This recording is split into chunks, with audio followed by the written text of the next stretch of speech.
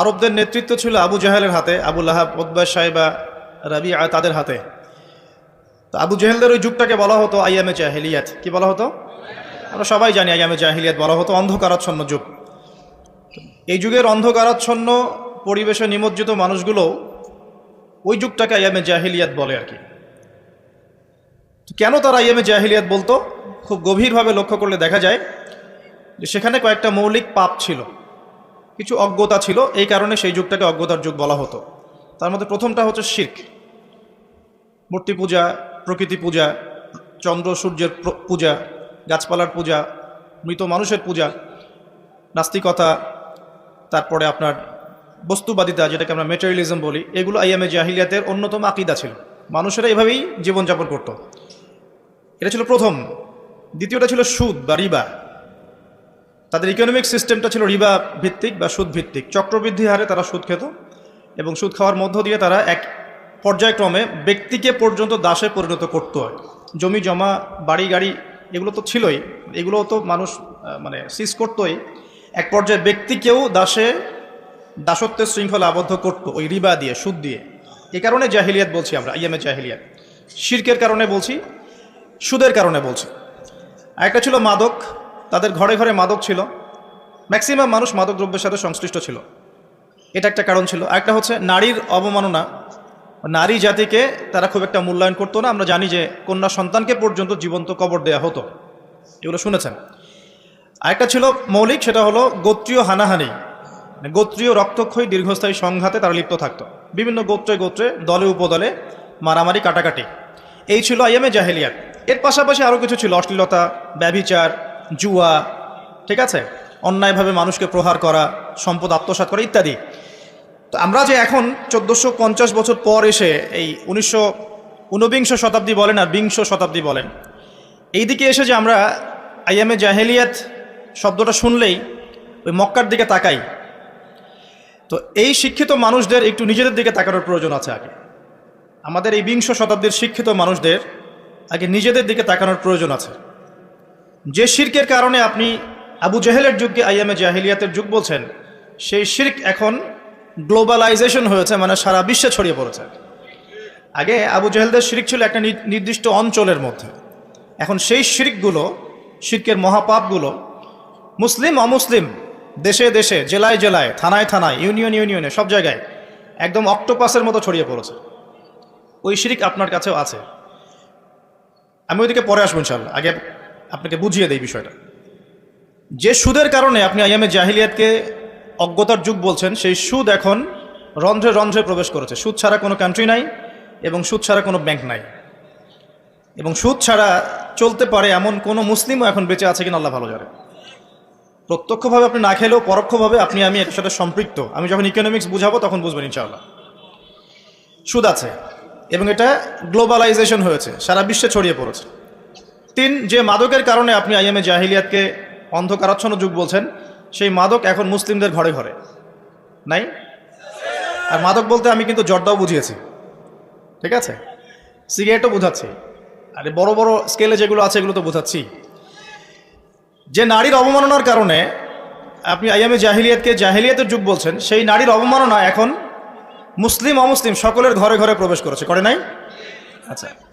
আর যে গোত্রীয় দ্বন্দ্বের কারণে আপনি আইয়ামে জাহিলিয়াতকে বলছেন তারা বর্বর ছিল, নোংরা, হিংস্র ছিল ইত্যাদি, সেই গোত্রীয় দ্বন্দ্ব এখন ধর্মতাত্ত্বিক দ্বন্দ্ব এবং পলিটিক্যাল দ্বন্দ্বের রূপ নিয়েছে। আমার কথাগুলো কি বোঝা যায়? আচ্ছা, শিক্ষিত মানুষ যারা আছেন তারা হয়তো ইশারা বুঝতে পারবে নাকি, সব কিছু তার খোলামেলা বলা যায় না, বলা যায়? আচ্ছা, আর যারা সমাজদার তাদের জন্য ইশারাই যথেষ্ট। তো যে কথাটা বলছিলাম প্রিয় ভাইরা, যে মৌলিক কারণগুলোর কারণে আপনি আইয়ামে জাহিলিয়াতকে দেখে ছি করছেন, ছি কেমন যুগ ছিল, বর্বর, নোংরা, মধ্যযুগীয় ইত্যাদি, সেই প্রত্যেকটা পাপ বা প্রত্যেকটা জাহিলিয়াত বর্তমান বিশ্বে পুরো গ্লোবালাইজেশন, মানে বিশ্বের আনাচে কানাচে এগুলো ছড়িয়ে পড়েছে। একই জিনিস, যে শিরক আবু জেহেলরা করতো, সেম শিরক আমরাও করছি, করছেন না? আবু জেহেলরা হয়তো লাত, উজ্জা, মানাত এগুলোর পূজা করত, তাই নাকি? আচ্ছা, এখনকার মুসলিমরা কিসের পূজা করে? দেখবেন মৃত মানুষের পূজা করে, কবরে সেজদা করে, মাজার কেন্দ্রিক তাওয়াফ করছে। বলতে থাকলে অনেক বলা যাবে। মুসলিম যে হাতে বালা পড়ে আছে, খোলে না। কেন খোলে না? তার ধারণা, তার আকীদা যে এটা খুলে ফেললে অমঙ্গল হবে, তার রোগ আর ভালো হবে না, শিরক। মুসলিমরা রাশি ফলে বিশ্বাস করে, পেপার খুলে দেখে যে তার রাশি কি, সিংহ রাশির এই হবে, কন্যা রাশির এই হবে ইত্যাদি। মুসলিমরা দেখবেন টিয়া পাখির মাধ্যমে ভাগ্য গণনা করছে রাস্তাঘাটে বসে বসে। অথচ নবীজি বলেছেন সাল্লাল্লাহু আলাইহি ওয়াসাল্লাম, কেউ যদি কোনো গণকের কাছে যায়, গিয়ে জাস্ট জিজ্ঞাসা করে যে আমার হাতটা একটু দেখে দেন, এটা বলার সাথে সাথেই তার 40 দিনের নামাজ কবুল হবে না। এবং ওই গণকের কথায় যদি সে বিশ্বাস করে, তাহলে সে যেন মুহাম্মদ সাল্লাল্লাহু আলাইহি ওয়াসাল্লামের উপর নাজিল হওয়া এই কোরআনের সাথে কুফরি করলো। সবচেয়ে ইন্টারেস্টিং ব্যাপার হচ্ছে যে আপনার ভাগ্য গণনা করছে, তার স্থান হয়েছে রাস্তার পাশে। সে যদি আপনারই ভাগ্য গণনা করতে পারতো, তাহলে তার তো সংসদে থাকার কথা ছিল। এতটুকু কমন সেন্সও আমাদের নাই এখন। দেখবেন গ্রামে গঞ্জে এখন জাদুবিদ্যার চর্চা বাড়ছে, জাদুবিদ্যা, স্ট্রিট ম্যাজিক দেখানো হচ্ছে, কুফরি তন্ত্র করা হচ্ছে, জিনকে তাবে করা হচ্ছে। জিনকে তাবে করা যায়, এটা একটা বিষয় জেনে রাখেন। জিন জাতিকে তো বিশ্বাস করেন নাকি?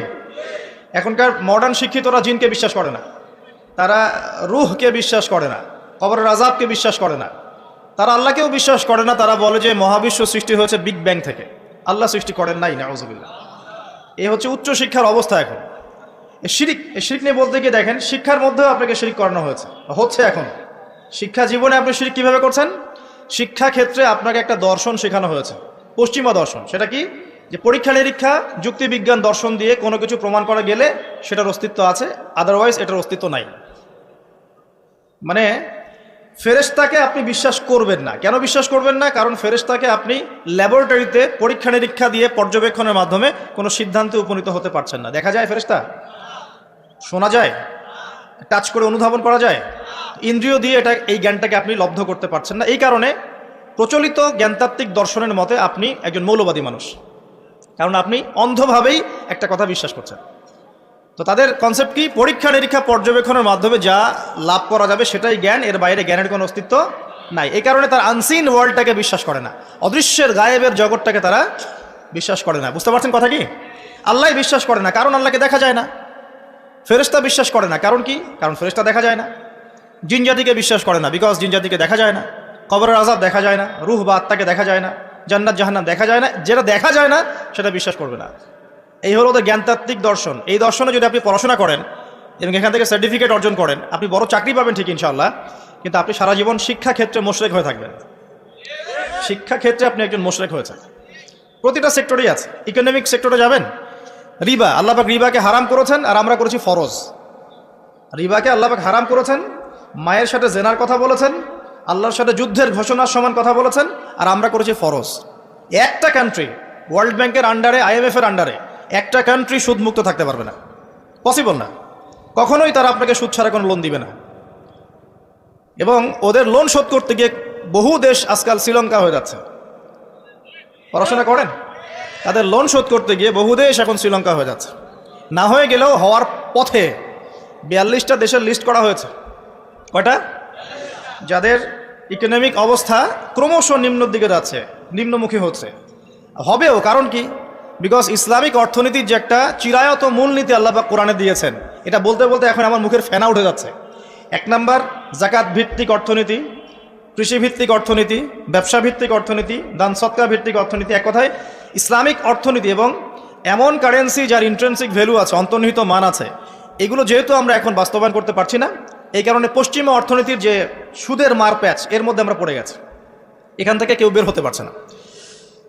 অথচ সুদ সম্পর্কে আল্লাহ রাব্বুল আলামিন সূরা বাকারার মধ্যে বলেছেন 278 থেকে এই যে 81 পর্যন্ত পড়ে দেখেন, তোমরা সুদ ছেড়ে দাও, ওয়াইল্লাম তাফআলু, যদি তোমরা এটা না করো, সুদ না ছাড়ো, তাহলে ফাযানু বিহারবিন মিনাল্লাহি ওয়া রাসূলিহি, আল্লাহ এবং তার রাসূলের সাথে যুদ্ধের ঘোষণা শুনে রাখো। তো যুদ্ধ আমরা করছি আল্লাহ এবং তার রাসূলের বিরুদ্ধে।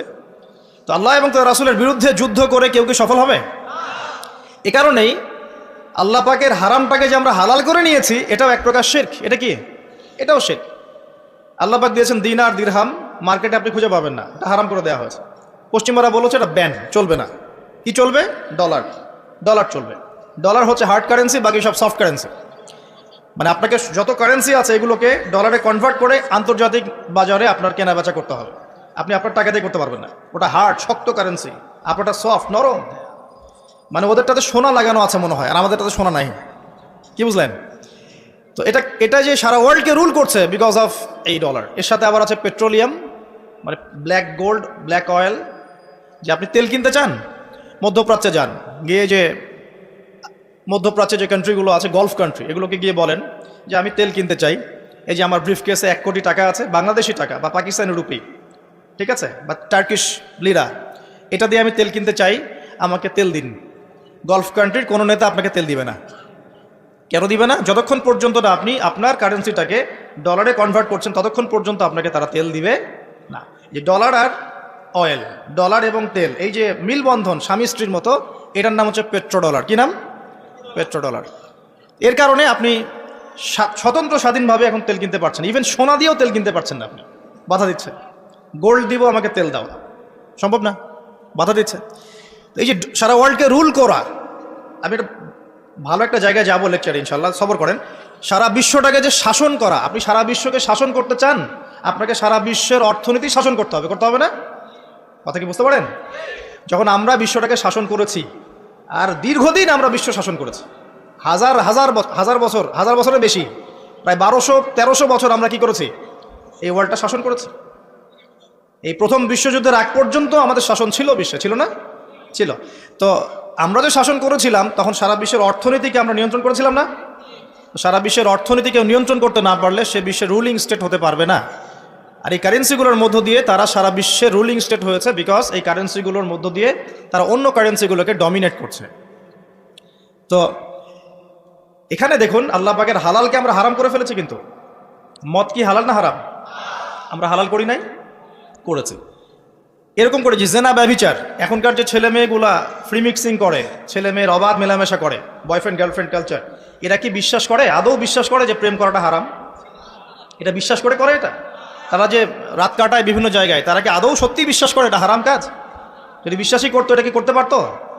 এ দেখেন, আল্লাহ পাকের হারামকে হালাল করে নিয়েছেন। আবার ধরেন আল্লাহ পাক হালাল করেছেন পর্দা, তো আপনি এখন পর্দা করতে গেলে কিছু মানুষ বলছে যে এ তো পিছিয়ে গেছে, এ তো মৌলবাদী হয়ে গেছে, এই মেয়ে তো এগুলো পোশাক এখন চলে না, এগুলো তো আগে চলতো, এখন চলে না, এখন তো এগিয়ে যাওয়ার যুগ, বরং কাপড় খোলার যুগ এখন, তাই নয় কি? এখন তো মানুষ কাপড় খুলে ঘুরে বেড়াচ্ছে না, এবং কাপড় খোলার জন্য বিভিন্ন বিশ্ববিদ্যালয়ের সামনে দাঁড়িয়ে আন্দোলন করছে না?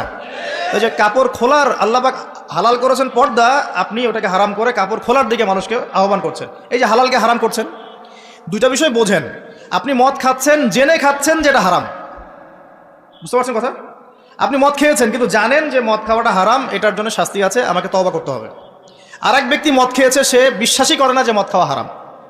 দুজন ব্যক্তি কি সমান? একজন হয়তো ফাসেক বা জালেম হতে পারে, আরেকজন কিন্তু কুফরি করেছে। একজন ফাসেকি বা জুলুম করেছে নিজের নফসের উপরে, তওবার দরজা তো খোলা আছে।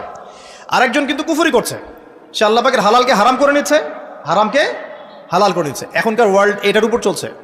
আল্লাহ পাকের যত হালাল আমরা আস্তে আস্তে সব হারাম করে ফেলছি, আর হারামগুলোকে আমরা হালাল করে ফেলছি। দেখুন, এটাও একটা শিরক। তো আইয়ামে জাহিলিয়াতের শিরকের কথা বলছি, এই শিরক আপনাদের ঘরে ঘরে, আমাদের ঘরে ঘরে আছে। 500 থেকে 600 কোটি, 500 থেকে 600 কোটি মানুষ বলছে যে আল্লাহ পাকের নাউজুবিল্লাহ সন্তান আছে। এখন আপনি বলেন যে আমরা একটা কথা বলি যে বেশিরভাগ মানুষ যা বলবে সেটাই সত্য, তাই না? Majority should be granted. আমাদের সমাজে একটা কথা প্রচলিত আছে না, যে 10 জনে যেটা বলে সেটাই ঠিক, তারপরে বেশিরভাগ মানুষের রায় যেখানে, সেটাই হবে সত্য মিথ্যার চূড়ান্ত মানদণ্ড। আমাদের একটা কনসেপ্ট আছে না, এটাই তো ডেমোক্রেসি, প্রচলিত ডেমোক্রেসি তো এটাই। তো এখানে দেখেন, এই যে বেশিরভাগ মানুষ যে বলছে আল্লাহর সন্তান আছে, এখন আপনি কি করবেন? ওটা গ্রহণ করবেন? সব জায়গায় সব কিছু চলে? বেশিরভাগ মানুষের কথা কখন ঠিক হবে? যখন বেশিরভাগ মানুষের কথাই আল্লাহর বিধানের অনুকূলে হবে, তখন ঠিক হবে ইনশাআল্লাহ। ঠিক না ঠিক কথা? আর যদি দেখা যায় বেশিরভাগ মানুষ আল্লাহর বিধানের বাইরে কথা বলছে, তখন বেশিরভাগ মানুষের কথা বাতিল। অল্প কিছু মানুষ যারা আল্লাহর বিধানের অনুকূলে কথা বলছে, এদের কথাই গ্রহণযোগ্য হবে ইনশাআল্লাহ তাআলা। মহাবিশ্ব আল্লাহ পাকের নিদর্শন নয়? প্রকৃতি আল্লাহ নিদর্শন নয়? যে মানুষের বর্ণের পার্থক্য, রঙের পার্থক্য, ভাষার পার্থক্য, চেহারার পার্থক্য আল্লাহ নিদর্শন নয়? সব কিছু আল্লাহ পাকের নিদর্শন। এই নিদর্শনগুলোকে দেখে আল্লাহ বলেছেন আল্লাহকে চিনতে। এগুলো দেখে মানুষ আল্লাহকে চিনবে, এই কারণে আল্লাহ পাক এগুলো সৃষ্টি করেছেন। এখন যদি আমি ওগুলোরই উপাসনা করা শুরু করি, তাহলে শিরক হবে না? হবে কি না? আচ্ছা, আমাদের মধ্যে মনে করেন কিছু সৎলোক আছে বা ছিল, এই সৎলোকরা ইন্তেকাল করেছে, তাদেরকে আমরা দাফন করেছি। এখন কেউ যদি আল্লাহর ইবাদত করা বাদ দিয়ে, আল্লাহকে সেজদা করা বাদ দিয়ে ওই সৎ মানুষদের কবরে গিয়ে সেজদা করে, শিরক হবে না তাওহীদ থাকবে? কনসেপ্ট কি বুঝতে পারেন? শিরক হবে কি হবে না? সেজদা কার প্রাপ্য? আচ্ছা, মনে করেন আপনার সন্তান হয় না, এখন আপনি অমুক এক পীরের মাজারে চলে গেলেন, সেখানে একজন ভালো মানুষই সাহিত্য আছেন, তিনি একজন বড় বুজুর্গই ছিলেন, এখন আপনি সেখানে সেজদা করে তার কাছে দোয়া করছেন সন্তানের জন্য, শিরক হবে না তাওহীদে থাকবে? আচ্ছা, কথাগুলো বোঝেন। আপনাকে আল্লাহ পাক বলেছেন আল্লাহর নামে কসম করতে, কিন্তু আপনি কসম করছেন মায়ের নামে, বাবার নামে, আগুনের নামে, ঠিক আছে, অগ্নি শপথ, বজ্র শপথ, পাথরের নামে, প্রকৃতির নামে শপথ করছেন, শিরক হবে না তাওহীদে থাকবে? শিরক হবে। কেউ যদি বলে যে আমার নাম হচ্ছে শাহিন শাহ, কি নাম? শাহিন শাহ শব্দের অর্থ রাজাধিরাজ, মানে সমস্ত রাজার বড় রাজা, শিরক হবে কি হবে না? জিনের উপাসনা করছে, ওই দিক থেকে কথা দিকে আসলো, জিনের উপাসনা করছে, জিনকে তাবে করছে, জিনকে বশ করছে এবং জিনের কাছে সে সাহায্য চাচ্ছে এবং এর মধ্য দিয়ে সে কুফরি করছে, তাবিজ করছে, হ্যাঁ, জাদু দেখাচ্ছে মানুষকে, এগুলো শিরক হবে না তাওহীদে থাকবে? শিরক হবে। স্বামী স্ত্রীর মধ্যে মিল নাই, এখন অমুক কবিরাজের কাছে গিয়ে মিল বন্ধন করার জন্য সেখানে তাবিজ কবজ করা হচ্ছে। এক ছেলে এক মেয়েকে অন্যায়ভাবে ভালোবাসে, এগুলো ভালোবাসা না, জেনা। এখন ওই মেয়েটাকে সে পেতে চায়, কবিরাজের কাছে গিয়েছে, ওই মেয়েটাকে আমি চাই, আমার সাথে কিভাবে তার ভালো সম্পর্ক হবে, একটা তাবিজ দিয়ে দেন, শিরক হবে না তাওহীদে থাকবে? বলা হচ্ছে কেমন আছেন, বলছে ভালো আছে কিন্তু যুগটা ভালো না, এই যুগটা খুব খারাপ। যুগটা কি খুব খারাপ? যুগটাকে গালি দিল বা বাতাসকে গালি দিল। যদি কেউ যুগ বা সময়কে গালি দেয়, এটাতেও শিরক হবে। কি হবে? যদি আপনাকে বলি যে ভাই এটা কি পারবেন, সে বললো হ্যাঁ পারবো, আগামীকাল করব, কি বললো? আগামীকাল করব, ইনশাআল্লাহ বললো না, তাওহীদে থাকবে? বলতে হবে ইনশাআল্লাহ আগামীকাল করব। অনেক বিষয় আছে, এগুলো বলতে গেলে সারা রাত চলে যাবে। এক কথায় আমি শর্ট করে বুঝে আপনাকে যে আকীদা, বিশ্বাসের মধ্যে মানুষ শিরক করছে। এখন যে কেউ বিশ্বাস করছে আল্লাহ বলতে কেউ নাই, বিগ ব্যাং দিয়ে মহাবিশ্ব সৃষ্টি হয়েছে, কেউ বলছে আল্লাহ আছেন আরোহ ইলাহ আছে, আল্লাহ আছেন আরোহ ইলাহ আছে, শিরক হয়ে যাবে। কেউ বলছে যে আল্লাহ পর্যন্ত পৌঁছাতে আমার মাধ্যম লাগবে, মাধ্যম হচ্ছে মৃত মানুষেরা, যারা বড় বড় সৎ মানুষ ছিলেন, পীর বুজুর্গ ছিলেন, যারা মারা গেছেন, তাদের ইবাদতের মধ্য দিয়ে, তাদের কাছে সেজদা করার মধ্য দিয়ে আমি আল্লাহর পর্যন্ত পৌঁছে যাব, শিরক হবে না? আল্লাহকে সেজদা করতে বলেছেন, আমরা যদি আল্লাহকে সেজদা না করে অন্য কাউকে সেজদা করি কি হবে? আল্লাহ পাক বলেছেন মুখলিসিন লাহুদ্দিন, ইখলাসের সাথে আল্লাহর সন্তুষ্টি অর্জনের জন্য নামাজ পড়তে, কুরবানি করতে। আপনি নামাজে দাঁড়িয়েছেন, লোকজন আপনাকে দেখছে, লোকজন যে আপনাকে দেখছে তাদের দৃষ্টিতে ভালো হওয়ার জন্য আপনি নামাজটাকে সুন্দর করে পড়ছেন, ধীর স্থিরভাবে, শিরক হবে কি হবে না? শিরক হবে। তো এই যে বিশ্বাসের মধ্যে অনেক শিরক হয়, আবার কর্মগত শিরক হয়ে যায়, কাজ করতে গিয়ে মানুষ শিরক করে ফেলে, আবার কথায় মানুষ শিরক করে। আমি বুঝাতে যাচ্ছি শুধু ধর্মতাত্ত্বিক ক্ষেত্রেই শিরক সীমাবদ্ধ তা নয়, এটা আপনার পড়াশোনার মধ্যেও ঢুকেছে, আপনার অর্থনীতিতে ঢুকেছে, আপনার সংস্কৃতির মধ্যেও শিরক ঢুকেছে, এবং পলিটিক্সের মধ্যে শিরক তো অনেক আগে থেকেই ছিল। এই সব কিছু মিলিয়ে এখনকার বিশ্বের শিরকটাকে গ্লোবালাইজেশন করা হয়েছে, মানে সারা বিশ্বে ছড়িয়ে দেওয়া হয়েছে। এখন শিরকের যে স্কেল, আবু জাহেল আবু লাহাবদের যে শিরকের স্কেল ছিল, সেটা যদি এতটুকু হয়, এখনকার শিরকের স্কেল এত বড়। এখন বলেন কে জাহিলিয়াতের মধ্যে আছে? ওরাই কি শুধু আইয়ামে জাহিলিয়াতে ছিল না? আমরাও আছি। ওদের প্রবলেম ছিল রিবা। এখন এই রিবা বা সুদ সারা বিশ্বে ছড়িয়ে পড়েছে কি পড়ে নাই? সুদ খান না আপনি? খান, না হলে দেন, না হলে সাক্ষী থাকেন, না হলে লিখে রাখেন, কিছু একটা তো করেন। এই যে নবী সাল্লাল্লাহু আলাইহি ওয়াসাল্লাম বলেছেন আলামাতুস সাআ, কিয়ামতের অন্যতম এক নিদর্শন হচ্ছে ওয়ান তারাল হুফাতাল উরাতাল আলাতা রিয়াশা ইয়াতাতাওয়ালুনা ফিল বুনিয়ান। কিয়ামতের অন্যতম নিদর্শন হচ্ছে সমাজের সবচেয়ে নিম্ন শ্রেণীর মানুষ, রাখাল শ্রেণীর মানুষ, রাখাল, পায়ে স্যান্ডেল নাই, গায়ে জামা নাই, এইরকম শ্রেণীর মানুষ উঁচু উঁচু বিল্ডিং নির্মাণের প্রতিযোগিতা করবে। কি করবে? প্রতিযোগিতা করবে। দেখেন একটু বুঝাই, ওই সময় কিন্তু রোমানদের বিল্ডিং ছিল, পারস্যের বিল্ডিং ছিল, চাইনিজ সভ্যতা ছিল, অনেক সভ্যতা তখনও ছিল। নবীজি বলেন নাই যে ধনীরা প্রতিযোগিতা করবে, নবীজি বলছেন গরিব রাখাল শ্রেণীর মানুষরা বিল্ডিং নির্মাণের প্রতিযোগিতা যখন করবে তখন কিয়ামত হবে। এটা কি আমাদের সাইন, নিদর্শন? আমাকে উত্তর দেন, কিভাবে একজন গরিব মানুষ যার স্যান্ডেল কেনার টাকা নেই সে কিভাবে উঁচু বিল্ডিং করতে পারে? How is this possible? কিভাবে সম্ভব? দুইটা ওয়ে আছে, এক রিবা, যান লোন নেন বিল্ডিং করেন, ব্যাস। আর কি? করাপশন, অন্যের সম্পদ আত্মসাৎ করেন, আপনি এটা করতে পারবেন। আমানতের খেয়ানত করেন, সত্যকে মিথ্যা বানান, মিথ্যাকে সত্য বানান, সুদ খান, ঘুষ খান, দুর্নীতি করেন, আপনি এটা করতে পারবেন। তো দেখুন, তাহলে এটা সারা ওয়ার্ল্ডে ছড়িয়ে পড়েছে কি পড়ে নাই? আমরা সবাই কম বেশি রিবার সাথে সম্পৃক্ত আছি। এবং মাদকের কথা বলেছি, সারা বিশ্বে ছড়ায় নাই? আমাদের ইয়াং জেনারেশনের দিকে তাকিয়ে দেখেন, আমাদের ইয়াং জেনারেশনের দিকে তাকিয়ে দেখেন, তারা কি মাদকের সাথে সম্পৃক্ত নন? সিগারেট খায় না এমন যুবক কয়জন আছো এখানে? মাশাআল্লাহ, ঠিক আছে, আপনার আল্লাহ পাক কবুল করুন, আমিন। ইসলামপন্থীদের দ্বারাই কিছুটা সম্ভব, ইসলামপন্থীদের দ্বারাই সম্ভব আসলে মাদক থেকে দূরে থাকা। অন্যদের দ্বারা কি সম্ভব? প্রত্যেকটা ইউনিভার্সিটিতে যান, আমরা পড়াশোনা করেছি না, ছেলে মেয়ে একসাথে বসে স্মোক করছে, করছে না? করছে। মানুষ স্মোক করাটা তো এখন ফ্যাশন, এখন তো মানুষ গাঁজা, ইয়াবা, ফেন্সিডিল, হেরোইন এই পর্যন্ত চলে গেছে, যায় নাই? এবং মাদকের যে ভয়াবহতা, আমাদের মাদকদ্রব্য নিয়ন্ত্রণ অধিদপ্তরকে জিজ্ঞাসা করলে